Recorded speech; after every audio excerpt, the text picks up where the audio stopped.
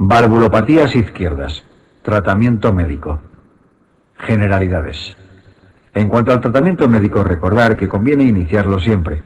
Y la gran diferencia está en que las insuficiencias deben recibir un tratamiento vasodilatador para facilitar el paso de la sangre en sentido anterógrado y disminuir el volumen de sangre que regurgita.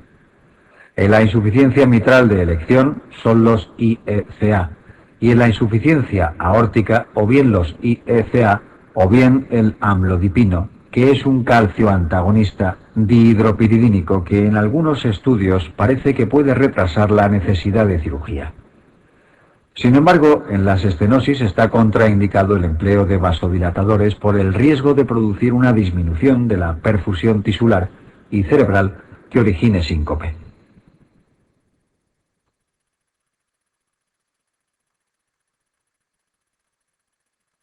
Por otra parte, el empleo de digoxina puede ser útil prácticamente en cualquiera de ellas por su efecto inotropo positivo, y el empleo de diuréticos para tratar la congestión pulmonar y sistémica puede hacer que el paciente esté más confortable al tener menor grado de congestión pulmonar. En la estenosis mitral conviene alargar el tiempo diastólico con frenadores del nodo AV, como los betabloqueantes o la digoxina, mejorando así el llenado.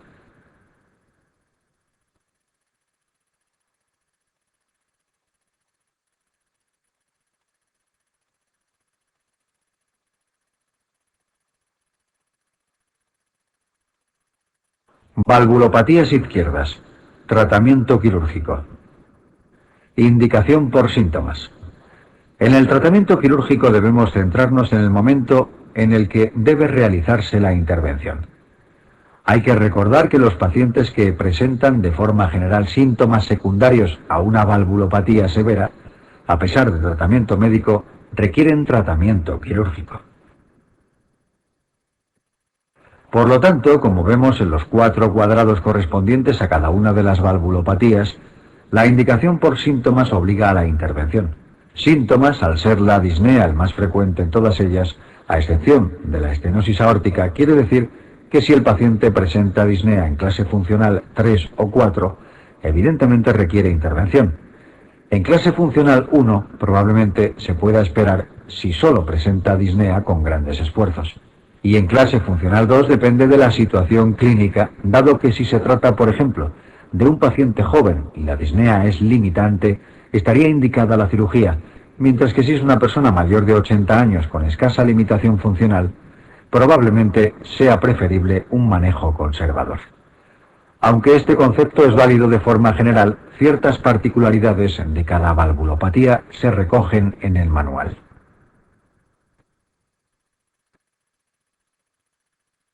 También es importante el tipo de intervención indicado, que en resumen supone de elección una prótesis para la insuficiencia estenosis aórtica y será valvuloplastia percutánea para la estenosis mitral con anatomía favorable, y si no prótesis e intento de reparación para la insuficiencia mitral, que si no es posible también será prótesis.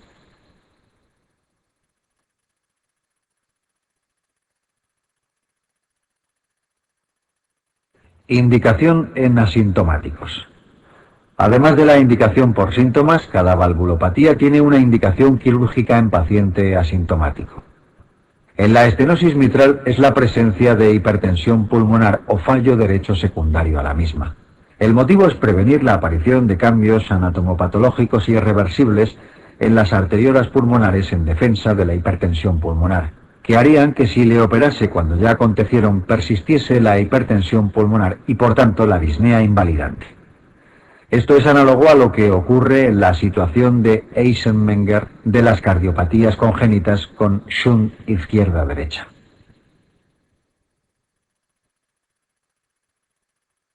En las otras 3 valvulopatías, la indicación en paciente asintomático es la disfunción ventricular, la caída de la fracción de eyección.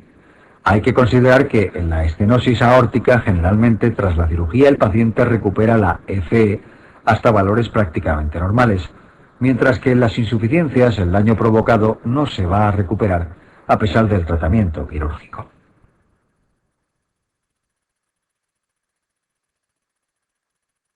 Por eso hay que ser mucho más precoz a la hora de indicar la cirugía en las insuficiencias, especialmente en la mitral, que es la que origina fallo sistólico más rápidamente progresivo. Así, en la IM, cuando la FE caiga por debajo del 60%, ya está indicada la cirugía. La dilatación ventricular es otra expresión de la sobrecarga de volumen mantenida y del fallo sistólico ventricular izquierdo, y que podemos determinar con ECO, tal que un diámetro telesistólico que supera los 45 milímetros en la IM también obliga a intervenir. Sin embargo, en la insuficiencia aórtica podemos esperar un poco más hasta que la fracción de eyección caiga por debajo del 50% o el diámetro telesistólico supere los 55 milímetros. En la estenosis aórtica asintomática se interviene si la FE baja del 50%, independientemente del tamaño ventricular.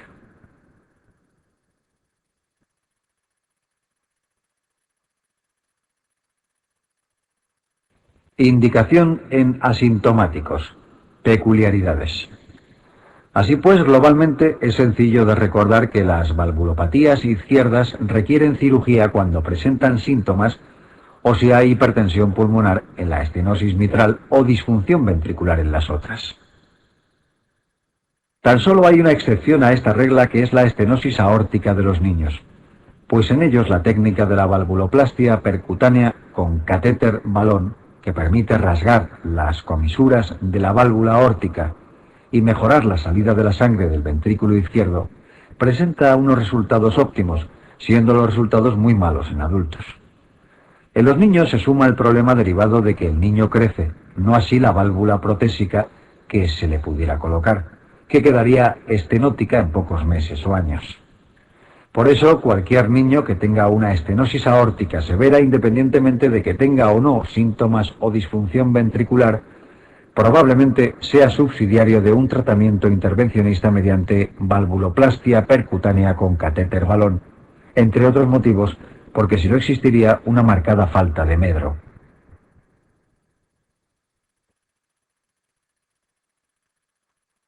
Esto nos obliga a conocer cómo se determina la severidad de la estenosis aórtica, y este es el único gradiente que es obligatorio recordar y conocer, pues un gradiente medio por encima de 50 milímetros de mercurio o una superficie valvular por debajo de 0,6 centímetros cuadrados por metro cuadrado de superficie corporal indicarían la necesidad de valvuloplastia en los niños con estenosis aórtica severa.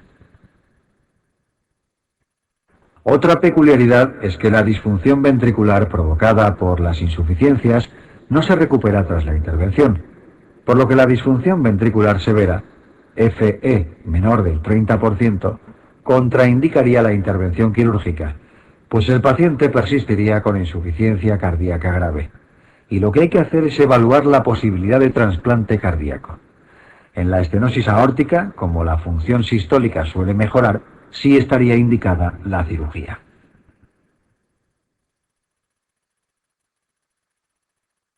Tipos de prótesis. Las válvulas de tipo biológico tienen el problema de que degeneran con el tiempo y generalmente entre los 10 y 15 años suelen dar lugar a problemas clínicos significativos que hacen necesaria una nueva intervención. Por este motivo se trata de evitar en la medida de lo posible colocar una prótesis biológica en válvulas izquierdas por el riesgo de degeneración a largo plazo. Sin embargo, en el lado derecho, al presentar presiones más bajas, las válvulas biológicas no tienen una tendencia tan marcada a la degeneración, por lo que se pueden emplear con mayor seguridad. Por ese motivo, las prótesis a emplear de elección en el lado izquierdo son las mecánicas, cuya durabilidad es prácticamente indefinida.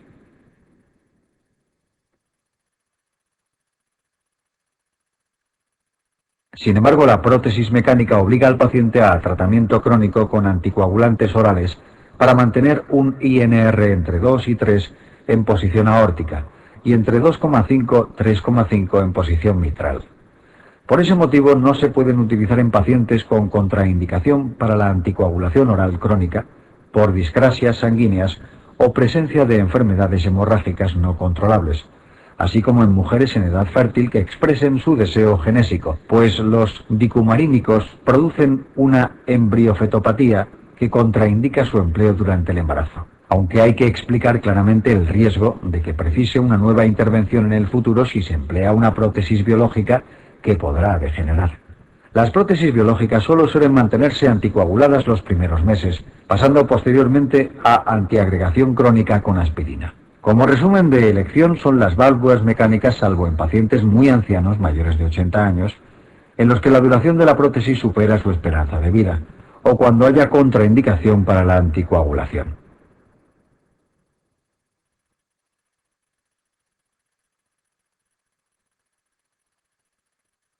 Valvulopatía mitral. Para la estenosis mitral existen técnicas clásicas como la comisurotomía cerrada o abierta, hoy en desuso, pues los pacientes que eran candidatos a ellas en la actualidad son subsidiarios de valvuloplastia percutánea con catéter balón. Para poder realizar una valvuloplastia mitral es necesario que la válvula no presente una degeneración fibrótica y calcificación excesivas, pues de ser así los resultados son malos. Si hay insuficiencia mitral importante, al hacer la valvuloplastia aumentará el grado, por lo que tampoco estaría indicada. La tercera limitación es la presencia de trombos en aurícula izquierda que podrían ser movilizados provocando una embolia durante el procedimiento. Estos parámetros y otros se evalúan mediante un score ecográfico, Wilkins, que da una puntuación por cada uno de ellos, tal que ante un score menor o igual a 8 se considera la válvula subsidiaria de tratamiento percutáneo, y si la puntuación es mayor de 8, sería necesario el recambio por una prótesis.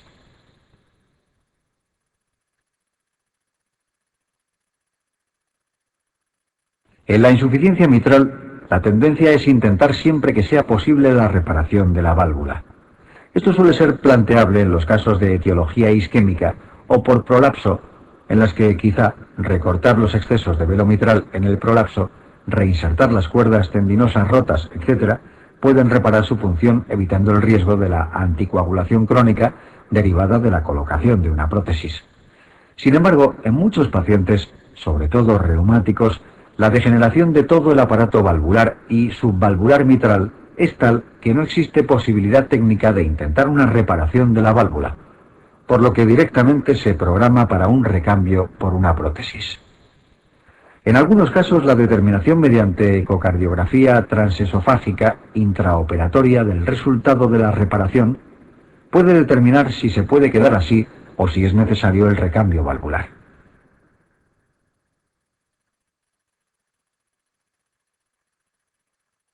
Valvulopatía aórtica.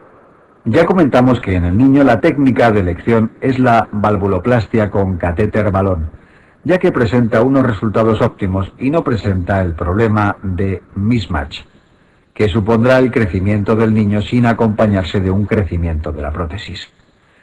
En el adulto, sin embargo, la valvuloplastia percutánea con balón en la válvula aórtica presenta unos resultados muy malos, por lo que se puede utilizar de forma excepcional en situaciones de riesgo vital inminente, como puente a la cirugía, o para mejorar la situación de un paciente que no toleraría una intervención quirúrgica por otros problemas médicos.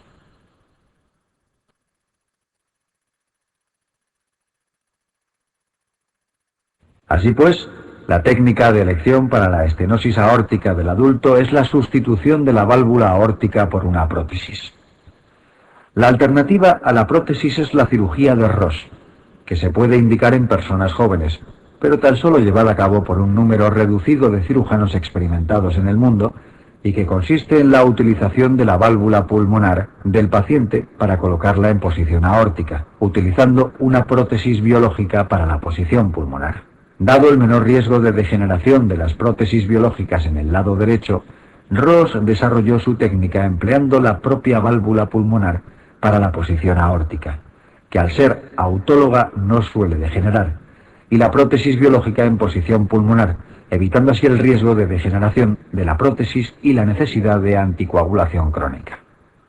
En la insuficiencia aórtica no existe otra técnica, en caso de que esté indicada la cirugía, que el recambio por una prótesis.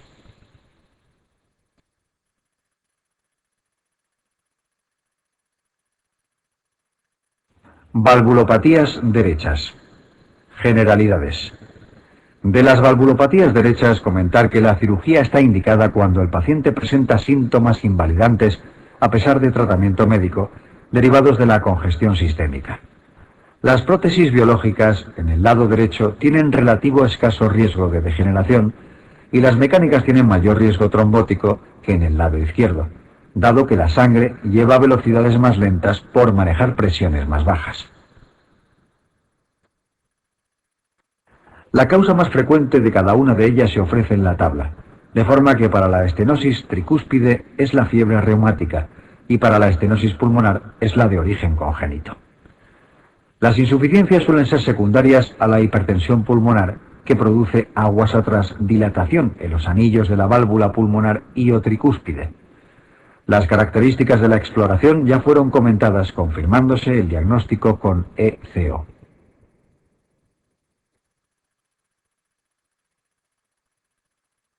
El tratamiento médico consiste en el empleo de diuréticos, siendo especialmente útil la espironolactona.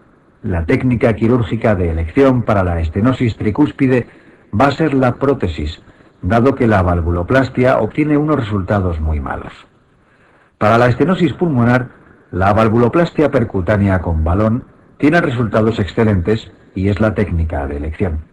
En las insuficiencias, la técnica de elección es la realización de una anuloplastia que consiga disminuir el anillo valvular de forma que se produzca la correcta coaptación de los velos en el centro de la válvula, desapareciendo o disminuyendo la insuficiencia.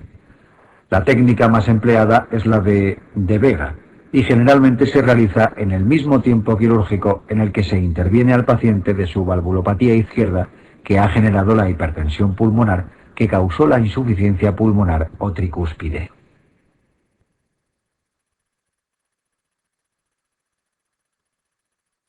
Miocardiopatías. Generalidades. Las miocardiopatías son enfermedades primarias de miocardio. Clínicamente a veces se emplean términos como miocardiopatía dilatada de origen isquémico, aunque formalmente miocardiopatía o cardiomiopatía es un término que debería referirse solamente a la presencia de una enfermedad del miocardio de causa desconocida. Las tres miocardiopatías son la hipertrófica, la dilatada y la restrictiva. Muchas de las anomalías físicas exploratorias y el tratamiento ya han sido comentados previamente, por lo que no nos vamos a detener en ellas. En la tabla se presentan las características diferenciales de las miocardiopatías.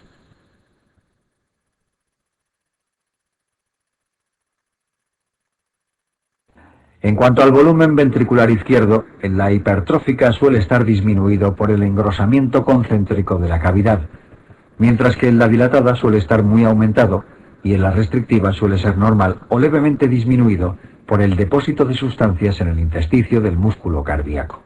El grosor de la pared ventricular en la hipertrófica estará muy aumentado, en la dilatada suele ser normal o levemente disminuido como consecuencia de la dilatación, y en la restrictiva suele ser normal o levemente aumentado por el depósito comentado previamente. En cuanto a la forma de disfunción ventricular, en la hipertrófica es una disfunción diastólica, mientras que la dilatada es el paradigma de la disfunción sistólica. La restrictiva tiene fallo diastólico.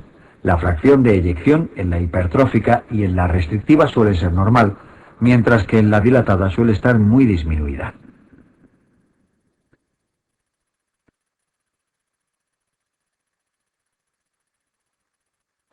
Genética. En ocasiones las miocardiopatías son de origen genético y por tanto familiar, siendo el 50% de las hipertróficas de este modo, con una herencia autosómica dominante, con penetrancia incompleta y con múltiples genes identificados como causantes de la enfermedad. El más frecuente de todos ellos es la mutación en el gen que determina las cadenas pesadas de miosina que se encuentra en el cromosoma 14.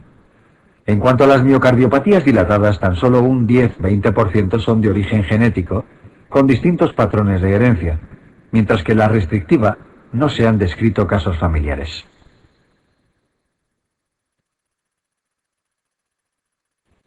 La alteración genética es de gran importancia y la hipertrófica, de manera que determina no solamente el fenotipo del paciente, sino el riesgo de muerte súbita que se asocia a algunas de las mutaciones.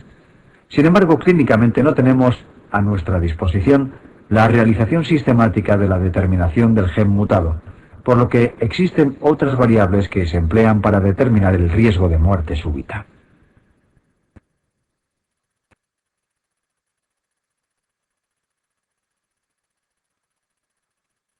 Enfermedades que asocian miocardiopatía hipertrófica. Aparte de la miocardiopatía propiamente primaria, existen una serie de enfermedades que asocian signos y síntomas a nivel miocárdico similares a las miocardiopatías primarias. Así, en la ataxia de Friedreich, en el corazón, puede aparecer un cuadro similar a la miocardiopatía hipertrófica. Conviene destacar que la forma más frecuente de miocardiopatía hipertrófica es la denominada septal asimétrica, en la que el segmento hipertrofiado es el septo interventricular, teniendo un 25% de los pacientes obstrucción dinámica en el tracto de salida. Es decir, no todos ellos presentan gradiente y soplo. No obstante, la presencia de obstrucción no es determinante del riesgo más importante de la enfermedad, la muerte súbita.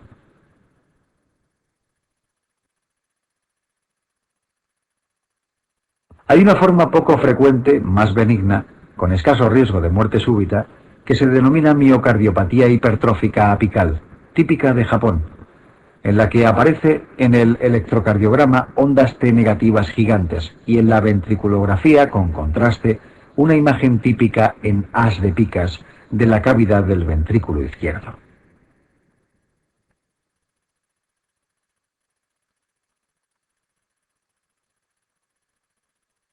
Enfermedades que asocian miocardiopatía dilatada.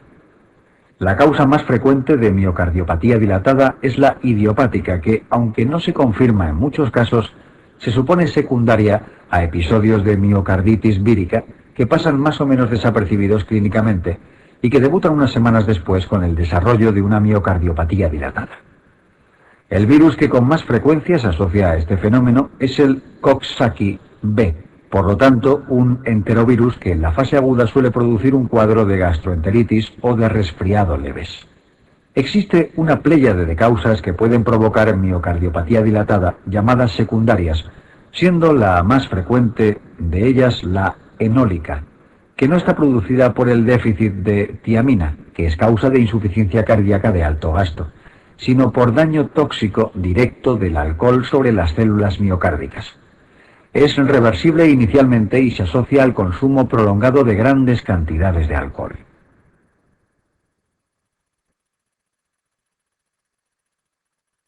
Múltiples fármacos también producen una miocardiopatía dilatada, especialmente las antraciclinas o la ciclofosfamida, empleadas para el tratamiento de diversas neoplasias. La miocardiopatía periparto es propia de mujeres multíparas, añosas, de raza negra, y se caracteriza por la aparición en el periodo periparto. Presenta mal pronóstico por producir embolias con bastante frecuencia por trombogenia intracavitarial, por lo que contraindica nuevos embarazos y obliga a tratamiento anticoagulante crónico. El VIH es un virus que puede afectar al corazón, siendo la forma más frecuente de afectación la pericarditis o derrame pericárdico idiopático, pero en ocasiones genera una miocardiopatía dilatada.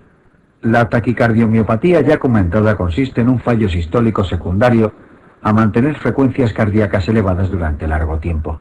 La miocardiopatía arritmogénica de ventrículo derecho y el Takotsubo se incluyen en este grupo.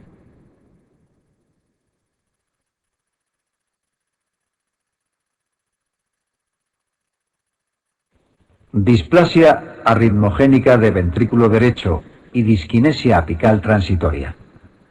La displasia arritmogénica de ventrículo derecho, también denominada miocardiopatía arritmogénica de ventrículo derecho, es una enfermedad en ocasiones familiar típica de la región del Véneto italiana, en la que aparecen en varios lugares del ventrículo derecho, generalmente, a veces también izquierdo, islotes en los que se sustituye el tejido muscular normal por tejido adiposo. Esto da lugar a la aparición de un sustrato de canales viables entre los islotes grasos que puede servir de asiento para formar circuitos de reentrada que originan taquicardias ventriculares monomorfas.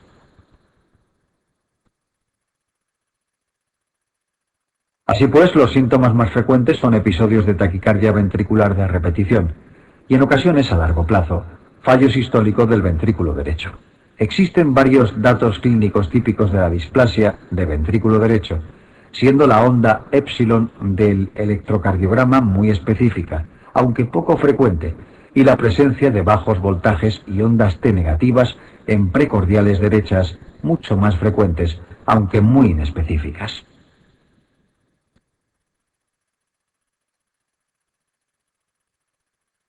Además, en la ventriculografía, con contraste, se puede apreciar una imagen en pila de monedas, siendo en la actualidad la técnica de elección para su detección la resonancia magnética, por permitir la visualización de los islotes grasos intraventriculares. En cuanto al tratamiento de la displasia, conviene destacar que, dado el elevado riesgo arrítmico, generalmente está indicado el implante de un desfibrilador automático y en ocasiones asociado al empleo de fármacos antiarrítmicos, siendo especialmente útiles la amiodarona y el sotalol o la ablación de algunos circuitos reentrantes. La disquinesia apical transitoria de Takotsubo afecta a mujeres de edad media que sufren un fuerte disgusto, muerte de un familiar, y cursa con dolor torácico y cambios del ECG similares a un infarto con coronarias normales, con aquidisquinesia de la zona apical del VI. El tratamiento incluye betabloqueantes, pues se cree que la descarga simpática origina el cuadro. Suele recuperarse sin secuelas.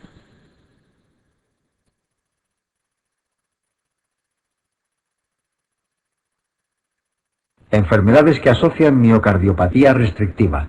En cuanto a las enfermedades que asocian miocardiopatía restrictiva, hay que recordar que la más frecuente es la amiloidosis de tipo AL, es decir, amiloidosis primaria asociada al mieloma, y prácticamente nunca la secundaria a enfermedades o infecciones crónicas. El síndrome de Loeffler produce a nivel miocárdico un depósito de eosinófilos que genera restricción al llenado del ventrículo y puede provocar una miocardiopatía restrictiva. En dicho síndrome, aparte de la afectación miocárdica, es frecuente la hepática y a otros niveles, y conviene destacar además la alta incidencia de trombosis intracavitaria que origina embolias periféricas y que confiere mal pronóstico a la miocarditis de Loeffler.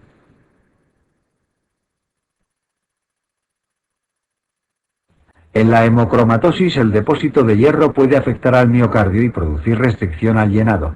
Igualmente, otras muchas enfermedades de depósito, como la enfermedad de Niemann-Pick, gangliosidosis, determinadas glucogenosis, etc., pueden dar lugar a restricción miocárdica secundaria al depósito intersticial del producto metabólico correspondiente a cada una de ellas. Algunas neoplasias, como ciertos linfomas cardíacos primarios que aparecen al nivel del intersticio del músculo ventricular, o situaciones que generan fibrosis como la radioterapia torácica, pueden dar lugar a restricción miocárdica. Dos enfermedades idiopáticas que son la fibroelastosis endocárdica, propia del lactante, y la fibrosis endomiocárdica, que afecta a jóvenes africanos y que generalmente asocia a afectación valvular, también se han descrito como causantes de miocardiopatía restrictiva.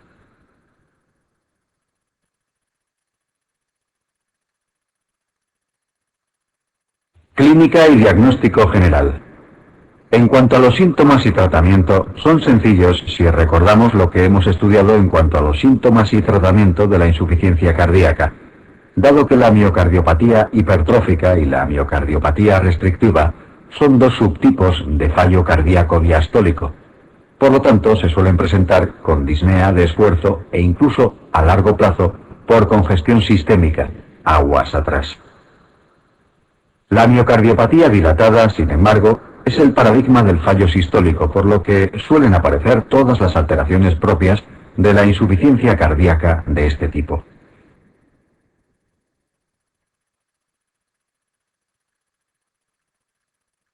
Igualmente, en cuanto al diagnóstico, conviene recordar las alteraciones del soplo de la hipertrófica ya comentadas, en relación a las maniobras que afectan a la precarga y que el electrocardiograma del paciente con miocardiopatía hipertrófica no suele ser normal, aunque no hay ningún patrón claramente establecido típico de la misma. puesto que pueden aparecer ondas Q que simulan necrosis, ondas T negativas o incluso arritmias ventriculares que pueden originar muerte súbita. El SAM, o movimiento sistólico anterior del velo anterior mitral en los pacientes con obstrucción dinámica, es típico de los pacientes con miocardiopatía hipertrófica, aunque también se aprecia en otras formas de hipertrofia, como la asociada a la hipertensión arterial.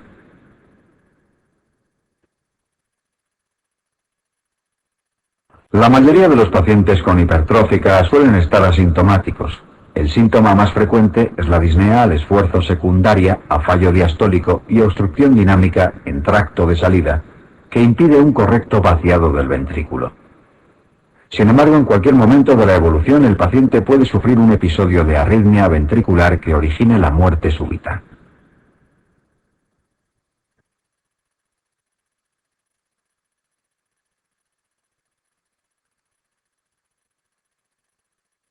Clínica y diagnóstico. Particularidades. En cuanto a la miocardiopatía dilatada, recordar que aparte de la presencia de signos de hipertrofia o crecimiento ventricular izquierdo y la presencia habitual del bloqueo de rama izquierda en las fases avanzadas que hace al paciente candidato a la terapia de resincronización cardíaca, recordar que la biopsia es una técnica poco útil, dado que las alteraciones que suelen aparecer son inespecíficas de fibrosis e inflamación intermiocitaria. Por último, en la restrictiva recordar que tiene un patrón hemodinámico parecido al de la pericarditis constrictiva, aunque con menor dependencia de los cambios respiratorios y que generalmente permite la palpación del ápex, a diferencia de la pericarditis constrictiva, en la que el caparazón de calcio que rodea el corazón impide la palpación del latido de la punta.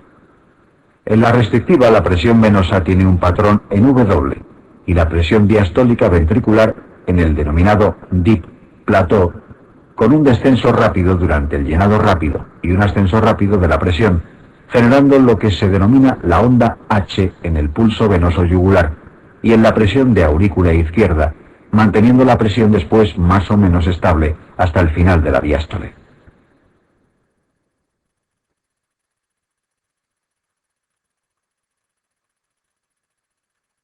Pronóstico. En la hipertrófica es precisa una adecuada evaluación del riesgo de muerte súbita. Es la causa más frecuente de muerte súbita entre deportistas de competición.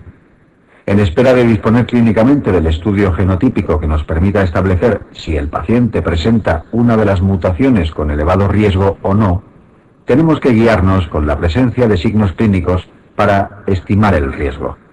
En ese sentido es importante recordar que ni la presencia de gradiente obstructivo dinámico ni la presencia de síntomas disneicos van a relacionarse claramente con la muerte súbita.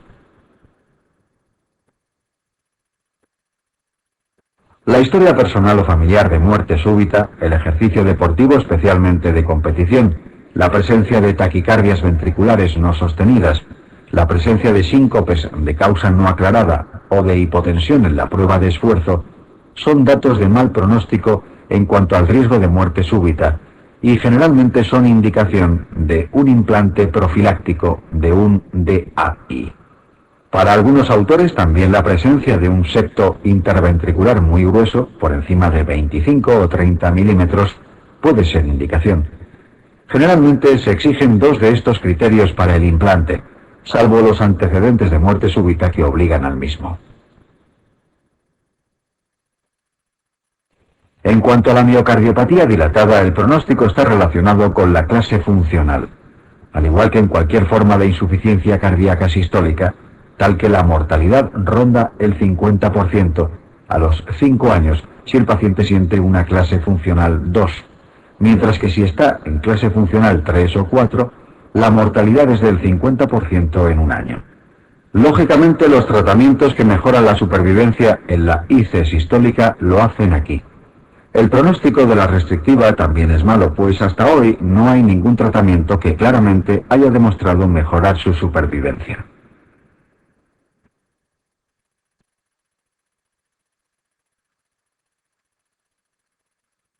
Tratamiento. En cuanto al tratamiento, tampoco vamos a detenernos mucho, dado que el fallo diastólico de la dilatada se trata con todas las técnicas farmacológicas y no farmacológicas que ya han sido comentadas. Y las otras dos, hipertrófica y restrictiva, recibirán el tratamiento propio de la insuficiencia cardíaca diastólica, es decir, fármacos inotropos negativos que mejoren la diástole y aumenten el tiempo diastólico como betabloqueantes, verapamil o diltiazem y diuréticos suaves. En el caso de la hipertrófica se plantea en determinados pacientes muy sintomáticos el empleo de alguna técnica para intentar disminuir el gradiente en tracto de salida, como puede ser la realización de una miomectomía septal quirúrgica, la alcoholización percutánea del septo mediante una coronariografía e instilación de alcohol en la rama septal, o el implante de un marcapasos que altere la secuencia de la contracción del ventrículo izquierdo, de forma que permitan una disminución en el gradiente, con lo que el paciente puede mejorar sus síntomas, pero en ningún caso afectando a su pronóstico de supervivencia, que viene determinado por el riesgo de muerte súbita.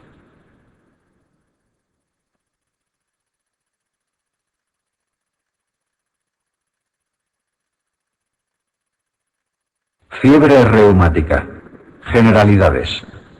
La fiebre reumática es una enfermedad en recesión en la era antibiótica, típicamente juvenil o infantil, y asociada exclusivamente a la infección orofaringea por estreptococos del grupo A, S. piógenes. Los anticuerpos e inmunocomplejos que se forman atacan diversos órganos, produciendo los síntomas y complicaciones propias de la enfermedad. El diagnóstico exige que cumpla criterios de Jones: evidencia serológica o microbiológica de infección por el estreptococo y 2 criterios mayores o 1 mayor y 2 menores. La poliartritis puede ser migratoria, de grandes articulaciones y no deja secuelas.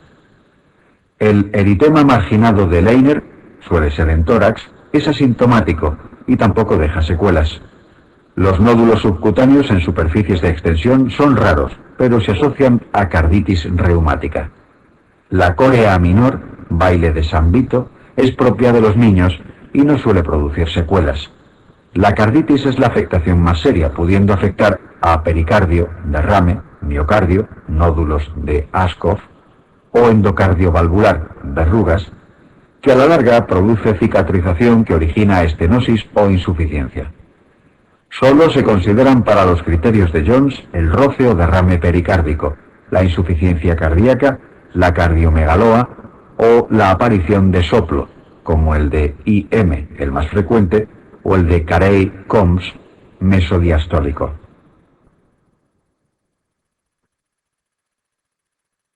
El tratamiento se hace con penicilina o eritromicina si hay alergia. Además se emplea aspirina como antiinflamatorio y diazepam para la córea. Hay que hacer profilaxis de nuevos episodios con los mismos antibióticos crónicamente durante 5 años o hasta los 21 en los niños.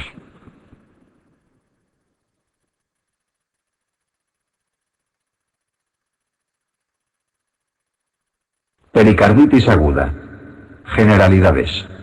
La pericarditis aguda es la inflamación aguda del pericardio y su etiología más frecuente es idiopática, asumiéndose en muchos casos su origen por una infección vírica, siendo los más frecuentes los virus Coxsackie, ECO, adenovirus y virus de Epstein-Barr. El dolor pericardítico es de carácter pleurítico punzante, aumenta con los cambios posturales y la respiración y se irradia típicamente a los trapecios, a diferencia del dolor isquémico que suele ser opresivo, asociado con frecuencia al cortejo vegetativo, náuseas, vómitos y sensación de sudoración fría, y que se irradia típicamente al miembro superior izquierdo por el borde cubital o la mandíbula.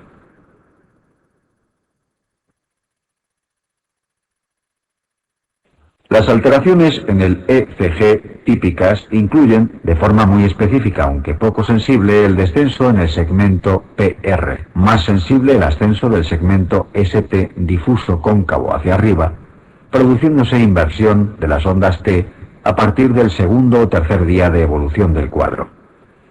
En el infarto el descenso de PR es raro, solo aparece en casos de isquemia auricular. Aparece la onda Q, el ascenso de ST suele ser cóncavo hacia abajo y la onda T está negativizada prácticamente desde el inicio del dolor.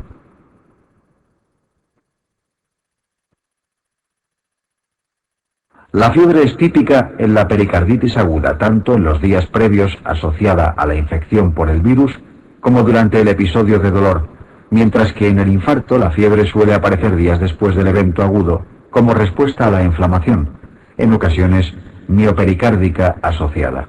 El tratamiento de la pericarditis aguda consiste en reposo relativo y el empleo de antiinflamatorios, aspirina a dosis altas, para mejorar el dolor y facilitar la resolución de la inflamación pericárdica. Están contraindicados los anticoagulantes por riesgo de sangrado intrapericárdico.